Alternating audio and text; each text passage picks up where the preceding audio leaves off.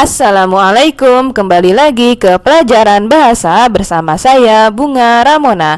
Kali ini kita akan mempelajari sebuah tanda baca yang mungkin selama ini banyak orang yang salah kaprah dalam menyebutnya ya, yaitu adalah tanda hubung atau yang selama ini suka kita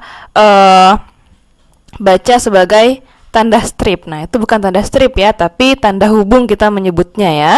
Nah, kegunaan tanda hubung yang pertama adalah untuk menyambung suku kata yang terpisah oleh pergantian baris ya.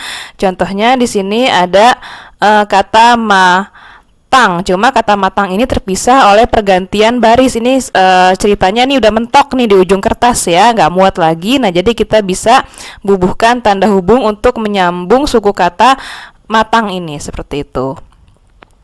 Nah, yang kedua untuk menyambung kata ulang. Jadi kalau kita menulis kata yang diulang, misalkan kupu-kupu, mobil-mobilan, dan lain sebagainya, itu kita wajib membubuhkan tanda hubung. Seperti itu ya. Nah, yang ketiga untuk menyambung huruf yang dieja dan bagian tanggal yang ditulis dengan angka.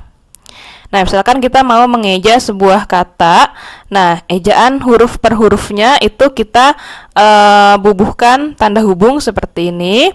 Nah, lalu kalau kita menulis tanggal menggunakan angka ya, misalkan 1 Januari 2021 menggunakan angka seperti ini, nah kita bubuhkan tanda hubung seperti ini ya.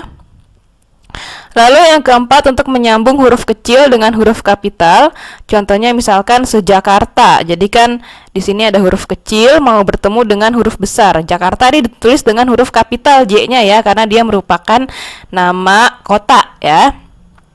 Nah, jadi kita wajib membubuhkan tanda hubung di antara huruf kecil dan huruf kapital.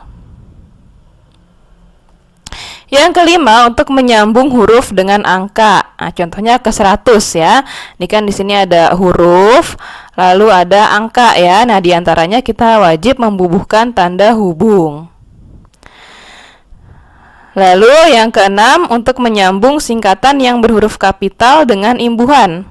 Contohnya mem-PHK-kan. Nah, di sini kan ada singkatan PHK pakai huruf kapital ya. Nah, mau ketemu sama imbuhan yang hurufnya kecil. Nah, kita wajib membubuhkan tanda hubung di antaranya. Nah, yang terakhir untuk menyambung kata asing dengan kata dalam bahasa Indonesia. Contohnya men-smash ya. Nah, smash di sini kan kata dalam bahasa asing ya. Nah, men ini imbuhan dalam bahasa Indonesia. Jadi di antara kata asing dengan kata dalam bahasa Indonesia kita wajib membubuhkan tanda hubung. Nah, lalu ada lagi yang namanya tanda pisah. Nah, sekilas bentuknya mirip sama strip, cuma kalau kalian perhatikan lebih lanjut lagi, ini stripnya lebih panjang ya. Jadi saya biasanya menyebut ini strip yang panjang, tapi namanya adalah tanda pisah ya.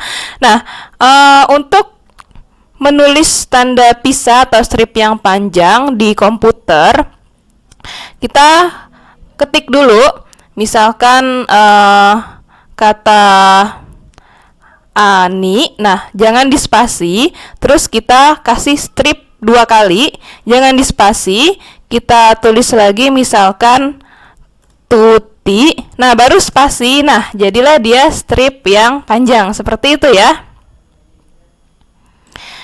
Nah, apa saja kegunaan dari tanda pisah ini?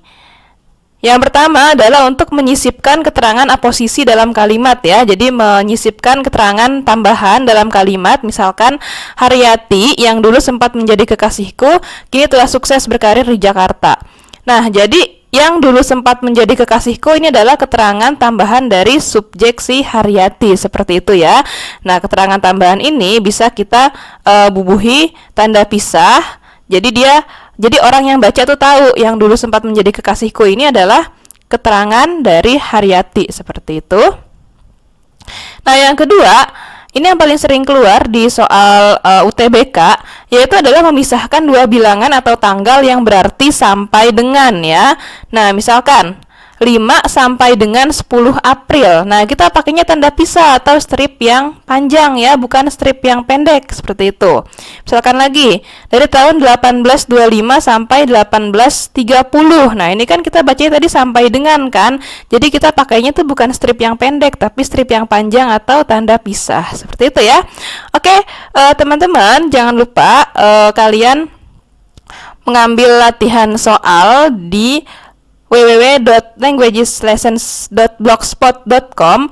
Linknya ada di description box ya. Nah, di situ ada latihan soalnya, ada juga video ini. Nah, kalian coba latihan soal di situ. Nanti saya kasih juga kunci jawabannya di situ ya. Oke, sekian dulu pelajaran kita kali ini. Semoga bermanfaat. Assalamualaikum warahmatullahi wabarakatuh.